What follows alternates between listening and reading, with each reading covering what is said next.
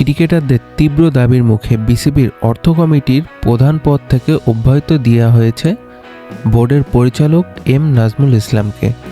অনলাইনে অনুষ্ঠিত জরুরি সভায় এই সিদ্ধান্ত নিয়েছে বিসিবি। তবে গণতন্ত্র অনুযায়ী নিজ থেকে পদত্যাগ না করলে তাকে বোর্ড পরিচালক পদ থেকে সরানো সম্ভব নয়। নাজমুলের বিরুদ্ধে ক্রিকেটারদের নিয়ে অসৌজন্যমূলক মন্তব্য ও বিতর্কিত ফেসবুক পোস্টের অভিযোগ ওঠার পরই পরিস্থিতি উত্তাপ হয়ে ওঠে।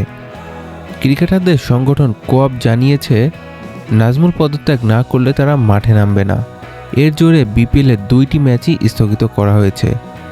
বিসিবি শেষ পর্যন্ত অর্থ কমিটির প্রধানের দায়িত্ব থেকে নাজমুলকে সরিয়েছে এবং সকল ধরনের কার্যক্রম থেকে দূরে রাখার সিদ্ধান্ত নিয়েছে।